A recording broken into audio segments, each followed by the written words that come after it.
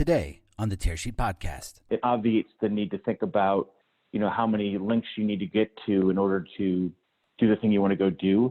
So if I want to transfer money on my Bank of America app, I've got to click through about 5 different hyperlinks.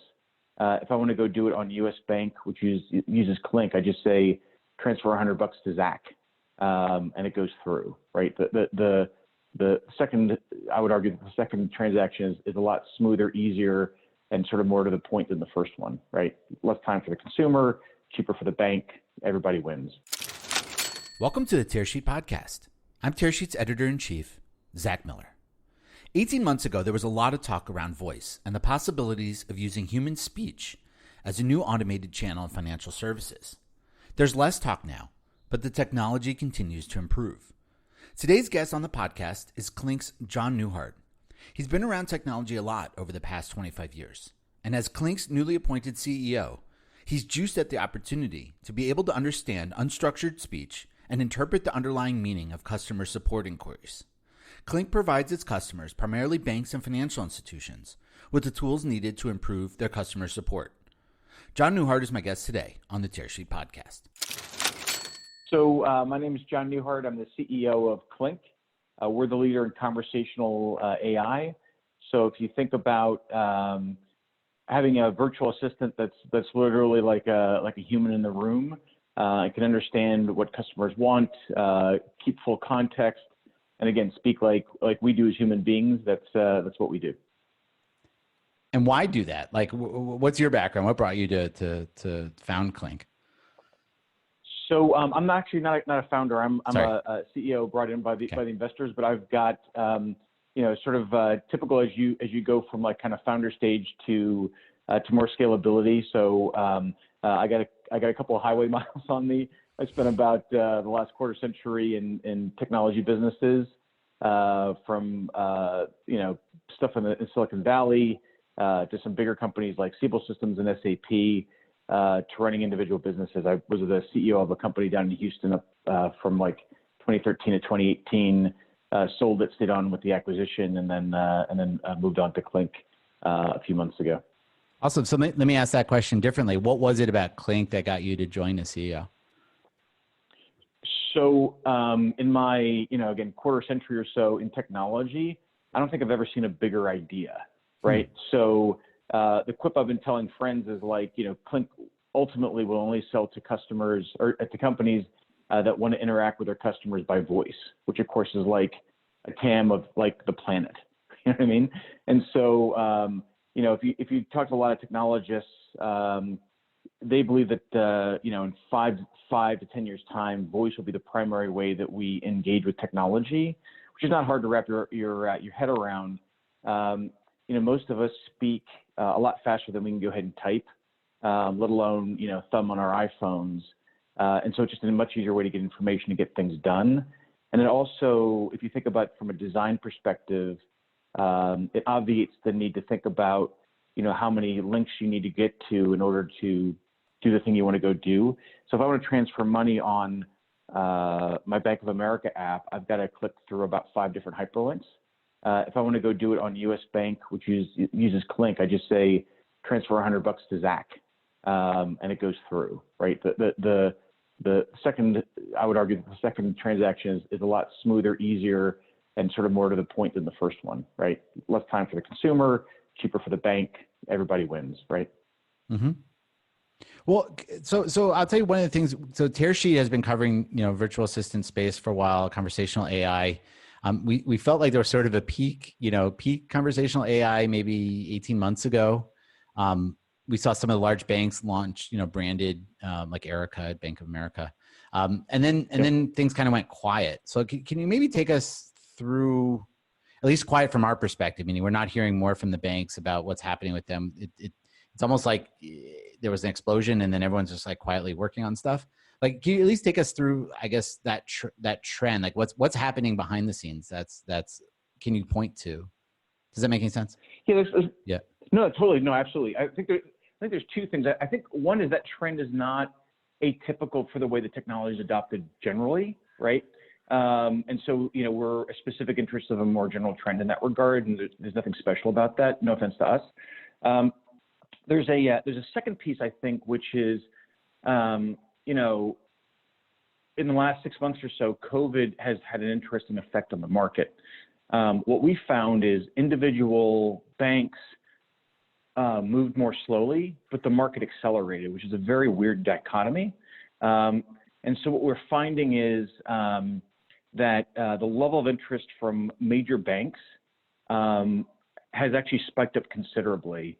We're deep in pipe with a number of really large retail banks, primarily here in the States, that have kind of looked at the first wave of digital assistants, kind of learned the lessons, and are trying to do that second mover advantage piece very effectively. And so I'll give you maybe an example of that. And you mentioned Erica. So the data that I've seen, the public data that I've seen on Erica is about 4 years to go ahead and build, kind of built from scratch, homegrown, about $300 million or so to go do it. And the data that we have is a little bit old. So I want to make sure that I don't overstate the case. Was that the containment rate on Erica was about 35% or so. And that data, what does that speak to? What's containment rate? Oh, I'm sorry. Containment rate basically means I engage with Erica. I can do the things that I want without having to either go into the app or call the call center or whatever else, right? So 35% of all activities could be resolved within Erica. Correct. Okay.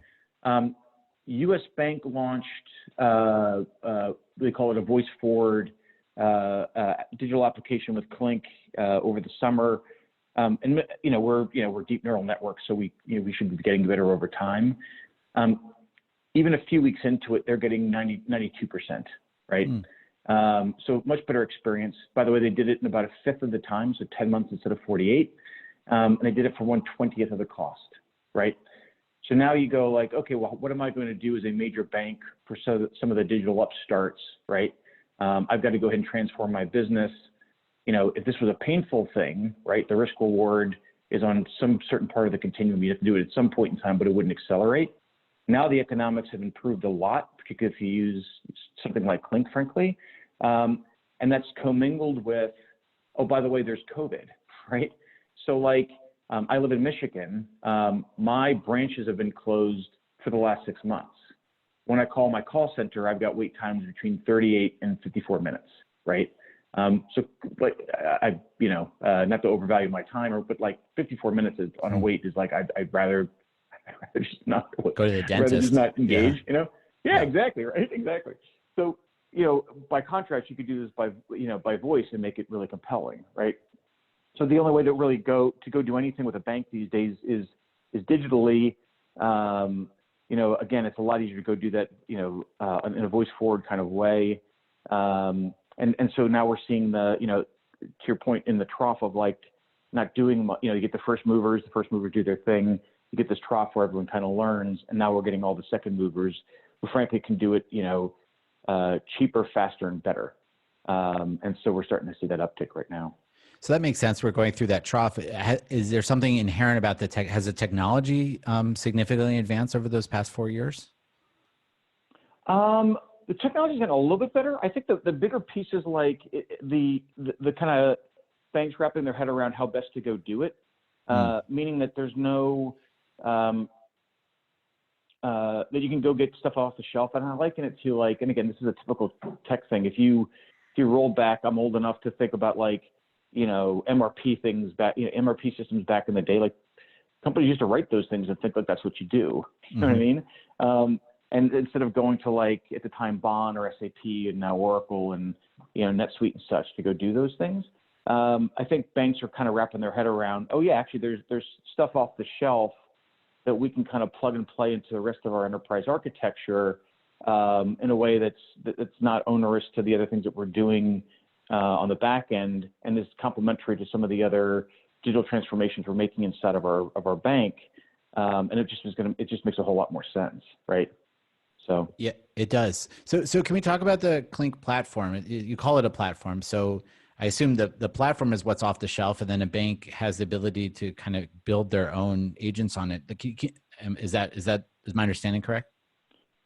Yeah, no, that's a good understanding. I might pull that thread a little more, which is one of the things that we've seen, and maybe this also explains sort of, the usability as opposed to necessarily the core tech.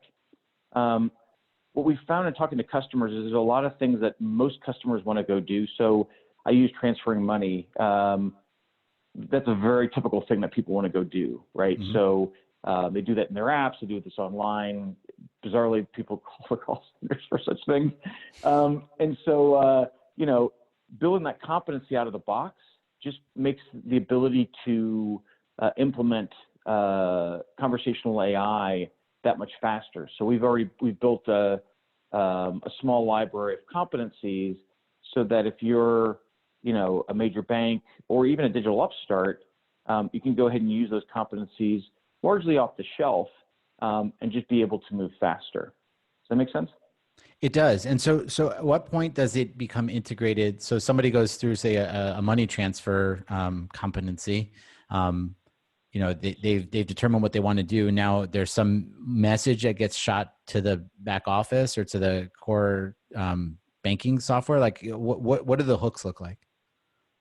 Yeah, there's exactly what you would think. There's sort of a front end hook to the, in what experience are you going to embed it? Are you going to embed it into a digital app, a website, into the IVR for a call center app? Because this is the other value proposition is if you're going to build these models, you want to go build it once and deploy in an omni-channel way. Makes sense. And then the other piece to your point is sort of the back end API hooks. So again, like what is my balance, transfer money, et cetera. Those things are going back into core banking apps. So we integrate into those things. The other thing we found is, the major banks, the large banks are moving now. They realize that, both the economics of the need to digitally transform, and frankly also the competitive threat. And COVID again is delayed, getting organized, but also accelerated the, we really don't have a lot of branches these days. And so that's kind of accelerated the trend. What we also try to do, but if you're a large global bank, you have a lot of IT staff around. If you're a credit union in Piscataway, New Jersey, right, you probably don't have a large IT staff, right? And the IT staff that you have is probably a little bit more quotidian, right? And so what we're trying to do for those folks is work with partners like Fiserv and pre-build the integration to the Fiserv stack so that we are literally a plug and play, right? Smart. And make keep that super simple for smaller banks, for credit unions, et cetera.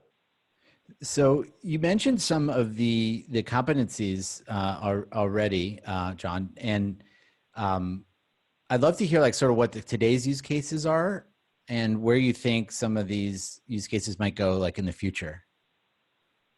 No, that's awesome. I think a bank like US Bank built about 40 competencies, 40. And some of those were things that Clinc had built off the shelf, and some of them were things that they built themselves. Some of those things I would categorize as sort of informational, what do I have in my balance? Some of them are transactional, pay a bill, transfer money, either from Zelling or equivalent, or from my checking to my savings or whatever, or vice versa. The interesting thing too is when US Bank built this, they built a bunch of competencies and they basically tested internal, and they found a lot of people were asking the digital assistant, "What can you do?" Which they didn't have an answer for. They didn't build a competency around that. Wow. So meta. They were like, "Oh, geez, we should." Yeah, it's right. So not surprising they built a competency around it. And when they rolled it out live, the very first question that they got was, "What can you do?" Right. So there are some things like that are just sort of, there's nothing like putting it out there and using it to understand what consumers really want and being able to be super nimble about those sorts of things. So do you imagine that those use cases moving from, like you said, more information, a little bit transactional to, I guess, deeper, more complex use cases in the future? Yeah, I think there's a few, yes. So one of the interesting things about digital transformation is, again, personal opinions. I believe that these things will become force multipliers. So you have, you can look at consumer data and kind of give them advice, nudges, et cetera, about things that they can go do for, to improve their experience, to improve their credit scores, maybe banking products that they need, but they don't realize that they need. And integrating that into a digital assistant makes total sense. There's no reason why the digital assistant needs to be reactive. There's no reason it can't reach out and interact with a customer based on what other AI models are doing on the back end, right? That's one piece. One of the other things that we've seen that I think is super interesting is one of our earlier customers is a bank called İşbank. It's the largest bank in Turkey. Bizarrely, it was founded by Kemal Ataturk, who also founded Turkey. So they've done some really interesting things. They've branded the virtual assistant so that the virtual assistant sort of has a fun personality, if you will. They run adverts on the digital assistant, which they call Maxi. But Maxi will do things that kind of engage customers in a way that makes it super sticky. Like, turns out like your bank knows when your birthday is. So if you log in, right, or the first time you log in, either on your birthday or after your birthday, it wishes you a happy birthday, right? So super simple stuff, but kind of makes it interesting. They'll do, simple gamification things about like how often you logged in, or, what's the thing you've done the most, or who do you pay the most, or stuff like that.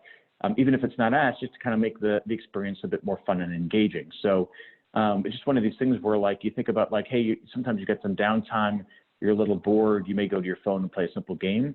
They're finding customers will call in the Maxi just for like, effectively just for like fun and to pass the time, which I think is super interesting.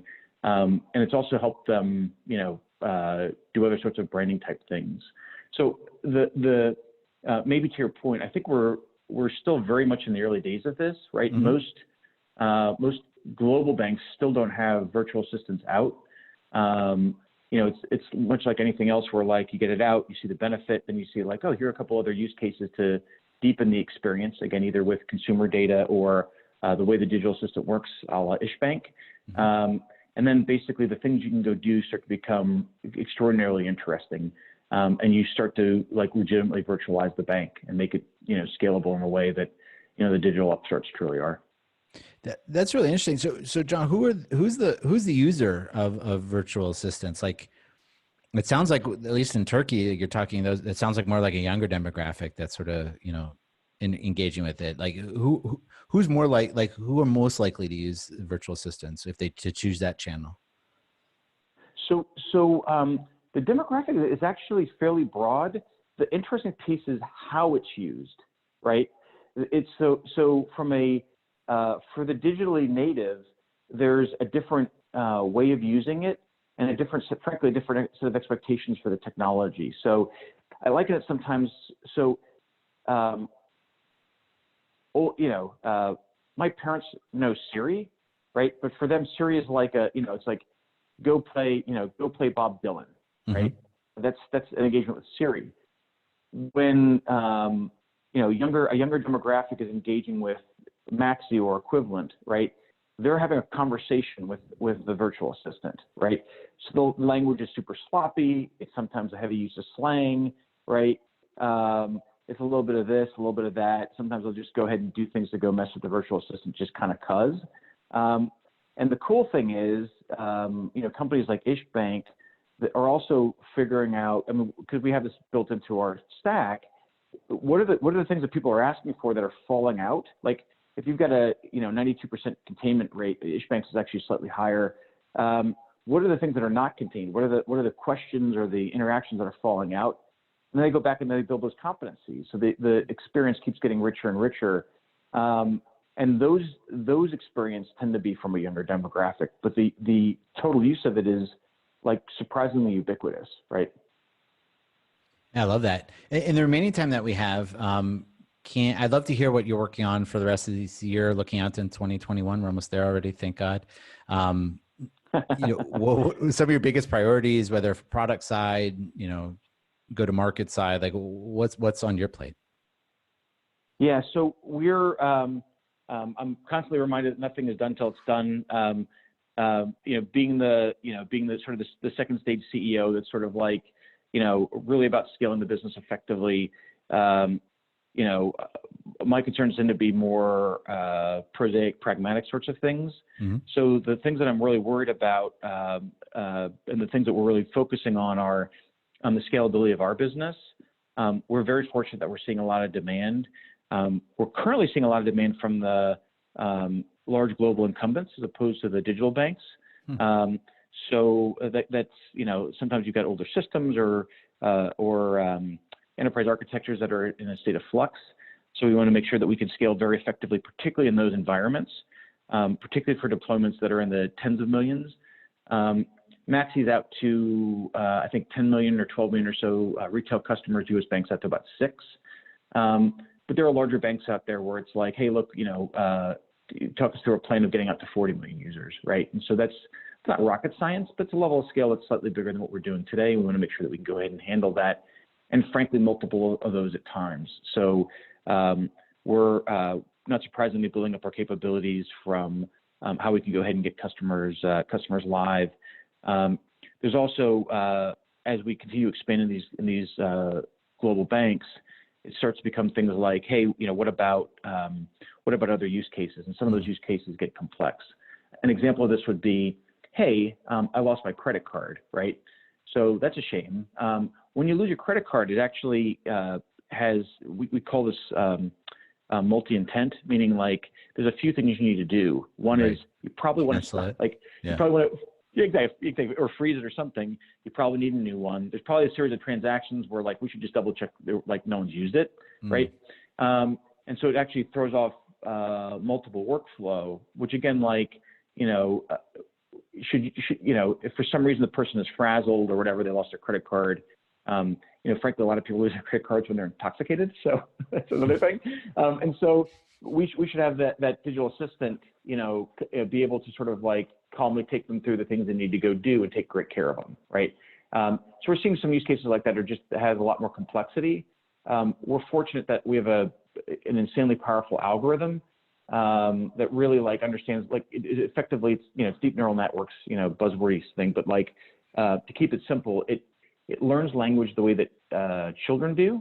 So children don't learn language by saying, go and do this is a noun, this is a verb or whatever, but like you could make up a word to a kid and use it in a sentence, and the kid will learn how to use that word, that made up word, as a verb or a noun or an adjective or adverb or however it is that you use it in a sentence. So do that if you feel like messing with your 3-year-old, right? Yes. But Clinc does the exact same thing. So it's a very effective way of doing these kinds of things. So we are seeing some complexity in the use cases and what folks want to go do, and we're fortunate that we've got the tech to be able to go do those kinds of things. That's awesome. I have one last question for you. When we think we talk a lot about omnichannel, that's also a word that's kind of less used today than it was a year ago, but lots of different channels through which customers can reach their financial institution. What role, I guess, in the future do you see conversational AI? Do you see that as a dominant role, or is it sort of one of a mix of different interactions? So it's tough probably one, somewhere right? in the continuum between both. No, it is a totally tough one.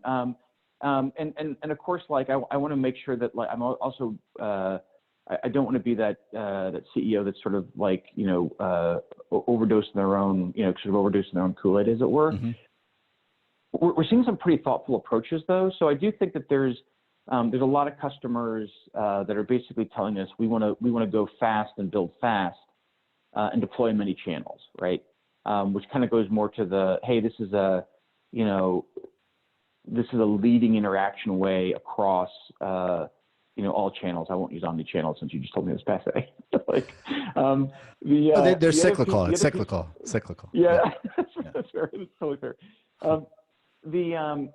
I do think realistically there, like, voice has a number of advantages. There are also some distinct disadvantages, and I think a lot of the banks that we're working with are being pretty thoughtful about that. So, for instance, hey, there's sometimes I'm in a crowded place, and voice may be a way to kick off something and not a way to continue to interact. You don't want sensitive information to be, you don't have to want to be keyed for sensitive information like in an airport, right?